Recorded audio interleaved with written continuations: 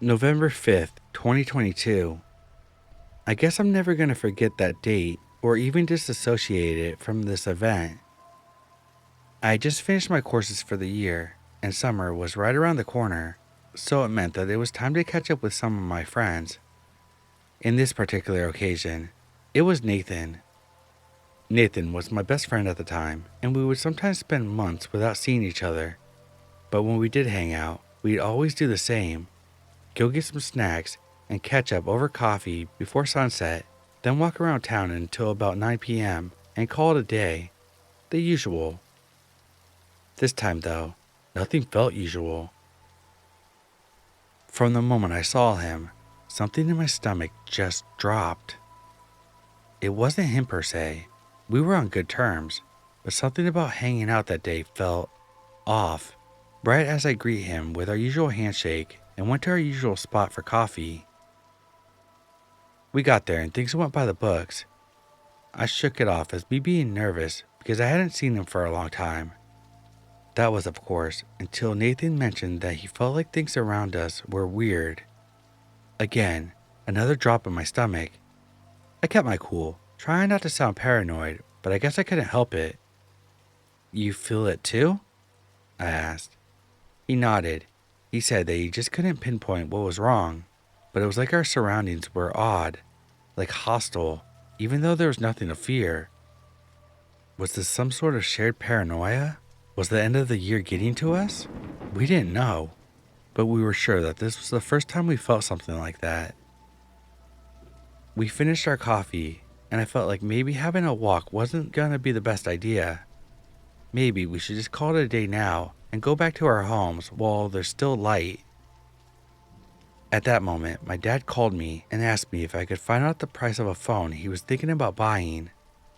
So while we were going to the store, in my mind I kept thinking, yeah, I'll ask about this and then split. But no, for some reason, and even after what we had felt, we decided to do our long walk until dark. That was my last chance to turn back before it all went down. We used to walk around this boulevard that wasn't really a dangerous area. During a normal weekend, it used to be filled with teenagers and young adults sitting on the grass divisions in the middle, drinking or smoking, listening to music too. It was a Saturday, 8:30 p.m., completely empty.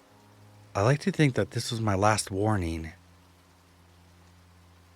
As we walked past a corner, I noticed two guys who were coming from it as we crossed the street and kept walking straight. I looked over my shoulder and noticed they were behind us. They were probably around our age, maybe older. Now, something like this doesn't normally trigger my red flags, but these two did with so little. What set me off first is that they weren't talking like us. They were dead silent. Secondly, their pace was off. They weren't trying to pass us, but they didn't stay way behind either. They were keeping distance. We were completely alone on that street, the four of us. As we approached the end of the boulevard, which goes down into a big park, I warned Nathan, "Hey, those two guys behind us, they might be onto something." Nathan looked over his shoulder, then back at me. "Want to cross the street, just to be sure?" I nodded and we did so.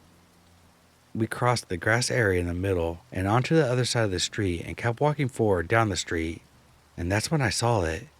When my heart, gut, and every organ in my body knew before my brain could process it. The guys on the other side upped their pace. One of them grabbed something from the fanny pack he had around his chest and went ahead of his friend, partner, whatever. Before I could react, the guy crossed the street, got in front of us and said, "Boys, keep it quiet or we'll shoot both of you dead," as his partner got close to us as well. My vision went blurry. I couldn't see their faces anymore. All I could see is that they were in front of us, threatening to end our lives and seemingly armed. I froze. My entire life literally flashed before me. My parents, my girlfriend, the dog we had just rescued, and that I was happy to see every time I got home. What was the last thing I said to any of them crossed my mind, knowing that I'd probably never see them again. In a panic, I gave one of them my phone and raised my hands, but Nathan managed to snap and run away while I stayed there frozen with these shitheads threatening us and telling him to come back. It wasn't until he yelled, "Run!"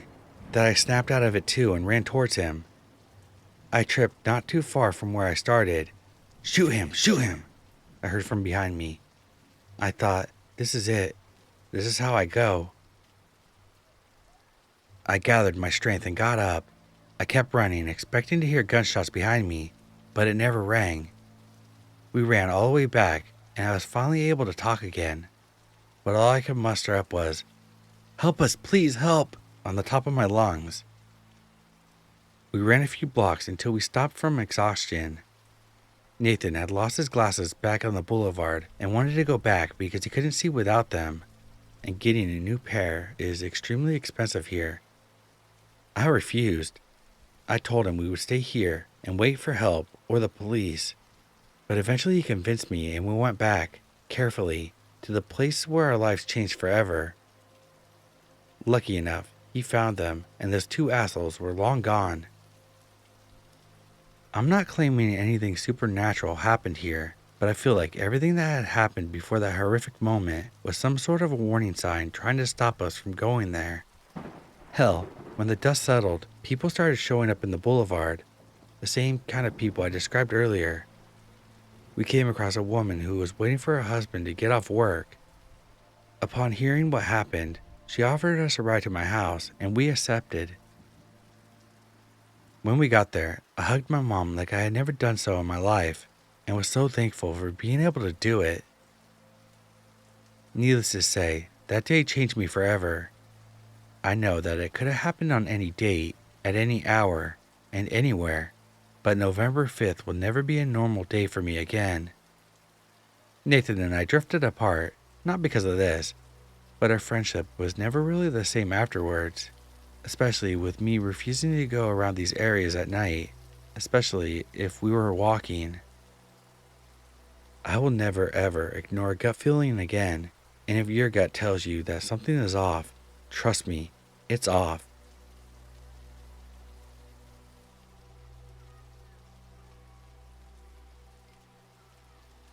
I'm female, 23, based in London.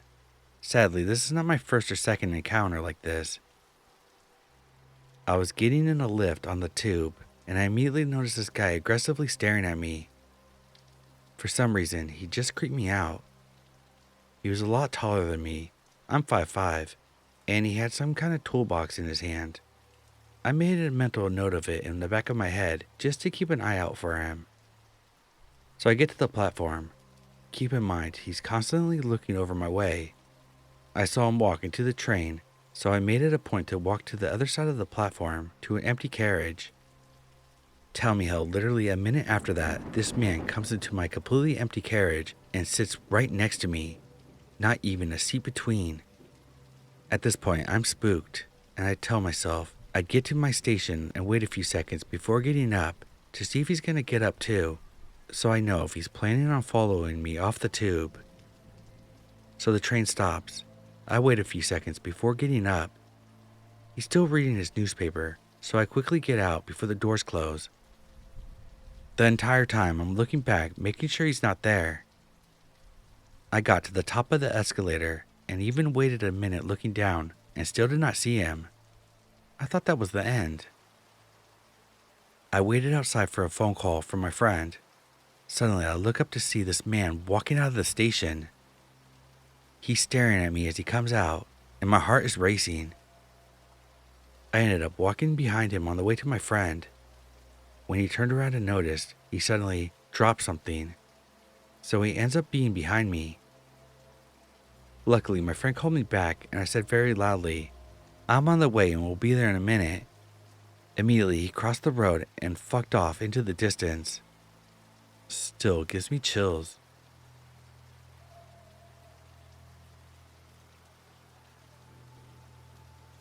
This happened not so long ago, maybe 3 weeks. I was at a lake with my best friend, her boyfriend, and another friend of his. After our swimming adventure, the friend needed to go home by 10, so we left. They had their bikes, and I needed to take the bus, which usually is no problem. So they took me to the bus station, we said goodbye, and her boyfriend wished me a bad way home. We're pretty good, and it's just jokes. So I sat down, and maybe 2 minutes after a man approaches me. I have my AirPods in, so I took them out because I thought he was going to ask if I knew when the next bus would come. I couldn't have been more wrong. He asked me where I was heading. I replied, home. Then he continued asking where I lived. I replied no. Honestly, I just said no to everything he asked me from that point on. He asked me if he could drive me, insisted that I was his girlfriend, and said I had seen him in his car. After one more question, I finally said, please leave me alone. I sat there for another 30 seconds, then decided I needed to get the hell out of there. I got up, walked away, and immediately started calling my friends. One of my best friends answered, and I told her what happened. I mentioned maybe catching the bus at the next stop, and she basically said that would be suicide. And she was right, I wasn't thinking straight. So I kept walking and called my mom, who came to pick me up. While I waited, I went into my gym, which was luckily on the same street, and you only have to enter a QR code. The guy looked Turkish or something, I'm not sure, and he had red, shaky eyes.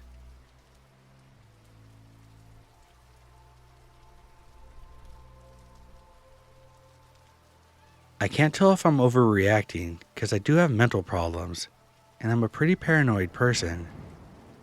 But this past summer, I was in the used electronics store.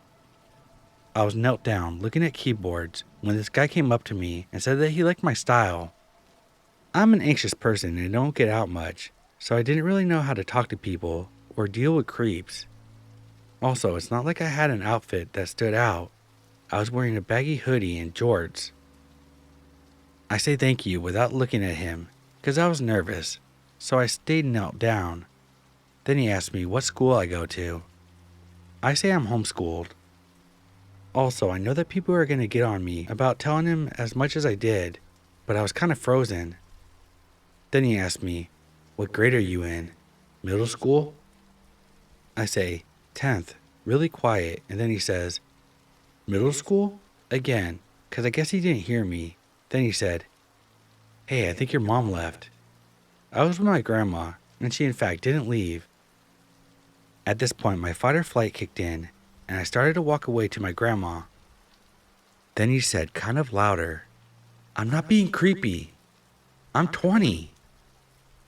Then I'm with my grandma, and this guy's just kind of messing around, not really looking at anything specific.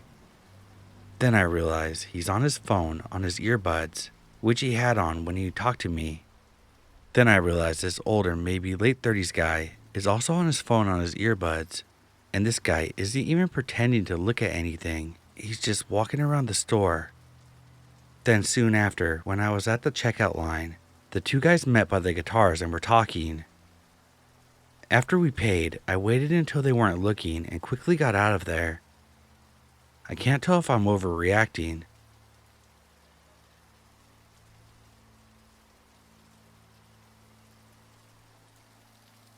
This happened about 2 years ago when I was at my boyfriend's apartment. He had about 3 roommates at the time. We had all previously worked together, and we were friends, though I lived in the dorms at my college. At the time, my boyfriend and I were alone at the house. He had the day off, and I was visiting him on a free day from school. His roommate dog starts whining, clearly wanting to go outside to use the restroom. For reasons I forget, I offered to take the dog out for a small walk around the complex. The area around my boyfriend's apartment wasn't the worst, but it also wasn't the best. But I had felt safe enough to walk the dog around by myself, especially because it was broad daylight outside, and the fact that I was wearing a big sweatshirt, some shorts, hair undone thrown up in a sad attempt at a bun, with my large glasses on. I usually never get any attention anyway, so I didn't really expect to be getting any with the lazy outfit I was fashioning. As I was walking the dog to a more grassy area, I walked past the dumpster where a guy was standing, I acknowledged him, but left him to his business. As I pass him, he says, "Aw, look at your dog. What breed is he?" and comes up to pet the dog. If you ever had a pet before, this isn't an unusual interaction and is very common. I put a friendly smile on my face and said, "Oh, I think a Chihuahua mix. It's my friend's dog." After he stopped petting the dog, I continued my walk, only he's following me. This had never happened to me before, so I understand if you think my next actions were stupid. He walks faster to come up next to me and is trying to continue the conversation about dogs. I'm trying to be polite, but I'm starting to get nervous. My stomach drops when he asks where I live. I tried to stay calm and act like it didn't bother me. I say, "Oh, I don't live here. I'm visiting my boyfriend." At this moment, I turn to my boyfriend's apartment, both to insinuate how close he was and to measure how far I had walked so far. He says, "Oh, I'm here helping my uncle move in. I bet your boyfriend wouldn't like me talking to you." I try and nervously laugh, but I'm realizing I need to get the hell out of the situation. But I don't want to just freak out and run. I don't know this guy. I don't know if he has anything on him that could hurt me. I realized that I thankfully had my phone on me.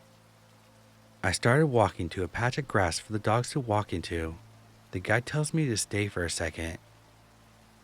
We were in an area of the complex that is next to some stairs. The grass is literally in front of me, but I freeze like an idiot. Again, I've never been in this situation, and apparently I had survival skills of a peanut. He sits on the stairs and says, "Now your boyfriend can't see us." He plays it off as a joke. He starts talking, but I can't really focus on what he's saying as I'm trying to find a way to leave the situation without getting hurt. I'm scared if I try to pick up my phone, he'll try to restrain me or hurt me in some way. I figured I need to try to be calm and nonchalant. I say, "Hey, I need to go. The dog really has to go to the bathroom, and I need to get back to my boyfriend." He doesn't seem to fight back against that request until he stands up. He says, "Well, can I have a hug goodbye?" Before I can respond, he's wrapping his arms around me, pushing me against the cement wall behind me. He is forcibly putting his crotch up against me, and like the idiot I am, I tense and freeze. I'm so terrified as I realize how bad this situation truly is. If I didn't try to get away now, something terrible was going to happen to me. I try to sound more stern, but it comes out in a pathetic, "I really need to go see my boyfriend." Thankfully, by the grace of God, he lets go and backs away. All he says is, "I'm sorry," and waves goodbye before walking off. I walk into the grassy area that I originally intended to go to, shaking. At this point, I can see the area of the complex where my boyfriend is, but not his exact apartment. I get my phone out, call my boyfriend, and begin heading back to the house, looking around behind me with every step. I tell my boyfriend to get out here now, that something's happened, and that I was scared. He asked what happened, but I was afraid of the guy. Again, I was worried that he had some type of weapon on him. If I told my boyfriend what happened, he would immediately come out and try to beat the guy's ass. And I was terrified my boyfriend would get hurt. The guy was around my height, 5'6", and my boyfriend stands a good 6'2", and is built. And he could have beaten the guy's ass, but again, this guy seemed fucking crazy. I didn't want to risk this guy having some type of weapon he could pull out. My boyfriend runs outside to me. He walks with me and lets the dog do its business, and we head inside. The whole time I'm looking around like a maniac, terrified that the guy would pop out of nowhere. We get back inside of the house, and I finally tell my boyfriend the situation.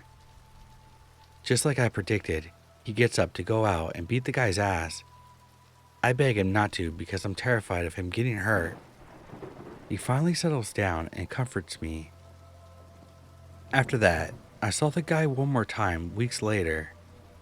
My boyfriend and I were running to my car to run an errand when his truck drives past.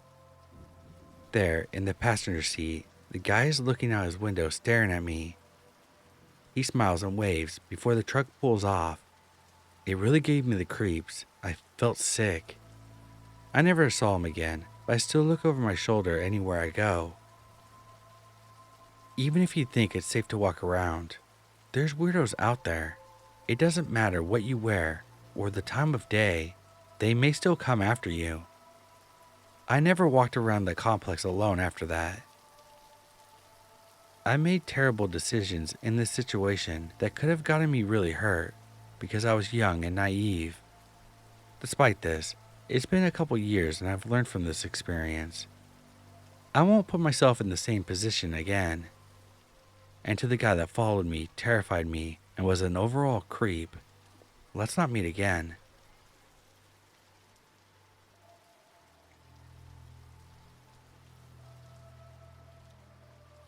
I never thought I'd be the kind of person who would have a stalker.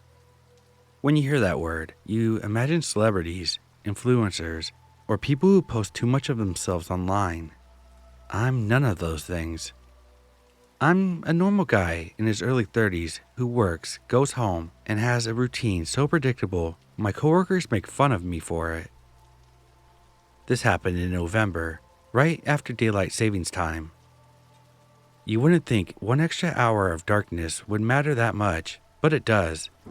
It makes stores feel emptier, streets feel quieter, and the parking lots feel like a place you shouldn't linger. That's where I first saw her, in the grocery store, on one of the random weeknights I always shop on. It started in the frozen aisle. I was grabbing a bag of frozen vegetables, standing there with the door open way too long because I couldn't decide between broccoli or the mixed bag with those little weird corn pieces. I heard footsteps coming down the aisle. I didn't think anything of it until they stopped directly behind me. "Excuse me?" a woman said. Her voice was soft, almost polite, but something about it immediately felt off. I stepped aside, assuming she wanted something from the freezer. But she didn't grab anything, just stood there looking at me. She was maybe mid-40s, with shoulder-length, straight blonde hair, and eyes that didn't blink enough. No cart, no basket, nothing in her hands, just watching.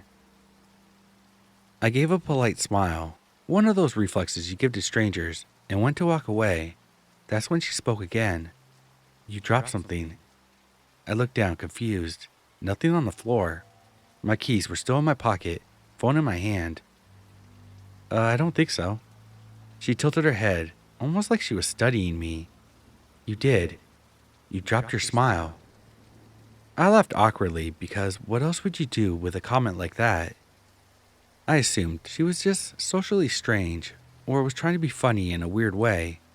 I brushed it off, walked away, and didn't look back. But then she was in the next aisle, and the next one, and the next.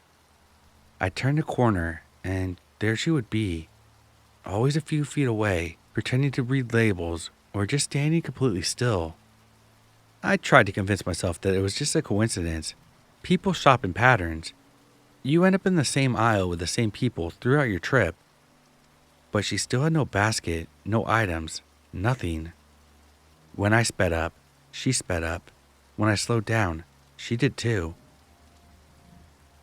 At one point, I tested it by doubling back through the cleaning supply aisle.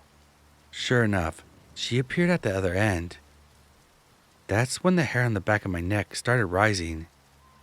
I texted my friend, half joking, half serious, something along the lines of, "There's a woman following me in the store. If I go missing, check the cameras." He sent back a laughing emoji. I didn't blame him. It sounded dramatic. But then, I made my way to self-checkout. As I scanned my stuff, I saw her about 20 feet behind me, staring directly at me, not even pretending to shop anymore. I left fast, didn't even bag half my groceries properly, just wanted out.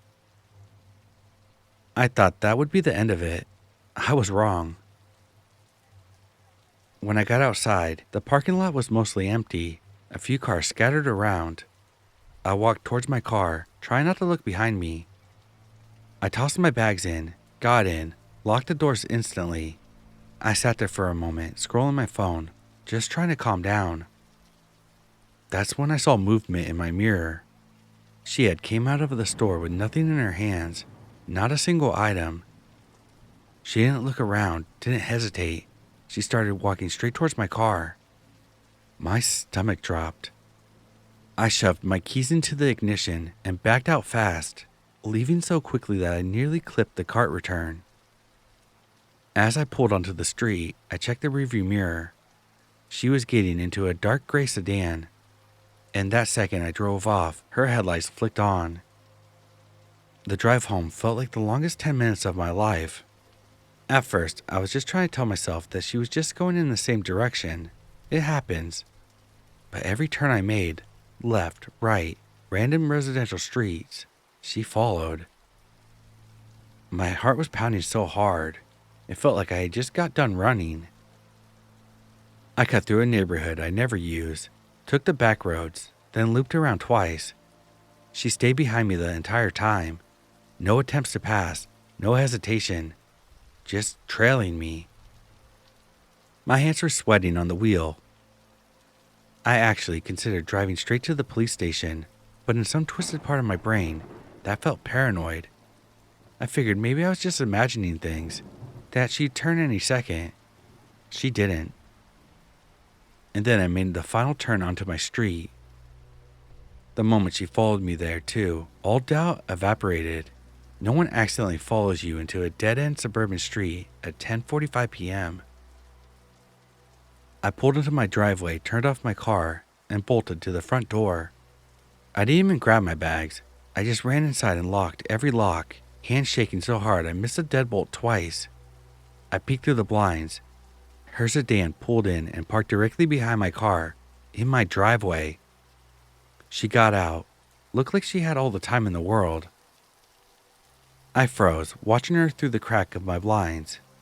She walked up to my car first, looked inside, like she expected me to still be there.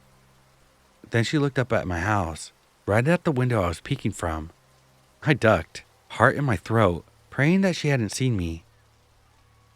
Then she walked up the driveway until she was standing maybe 6 feet from my door. She didn't knock. She didn't call out. She just stood there, staring at my house, motionless. Minutes passed, then more minutes, then more. I tried recording her through the blinds, but my hands were shaking too much. Didn't really get a clear shot. I finally whispered to myself, I need to call the police. I've never dialed 911 in my life. My voice was shaky. I explained the situation, trying not to sound insane. They told me to stay inside, keep the doors locked, and that officers were on their way. While I waited, I kept watching her, and she never once moved. Not an inch. Just stood there staring at my front door like she was waiting for me to come out. The police finally arrived. 2 cruisers pulled up, lights off but a spotlight on. The officer stepped out and approached her. She just turned to him slowly, like she was annoyed about being interrupted. They talked to her for a few minutes before escorting her back to her car. Eventually, one of the officers came to my door and asked me a bunch of questions. Had I ever met her? Did I interact with her before tonight? Did she say anything threatening? I told him everything, every stupid detail. He sighed and said something that I'll never forget. She said she followed you because you seemed lonely and she thought you needed company. They ran her info. She didn't have any warrants, wasn't drunk, wasn't on drugs. Nothing they could really arrest her for. But they did give her a trespass warning and told her that if she ever came back, she would be charged. She drove off with this blank, unsettling smile on her face. The officer told me to call again immediately if she returned. I didn't sleep well that night, or the next, or the one after that. For weeks, I kept checking the street every time I heard a car engine outside. I changed my routine, started checking over my shoulder everywhere I went. I stopped shopping at that grocery store entirely. A few times I swore I saw a gray sedan drive past my house, but I could never be sure. Could have been paranoia. Could have been her.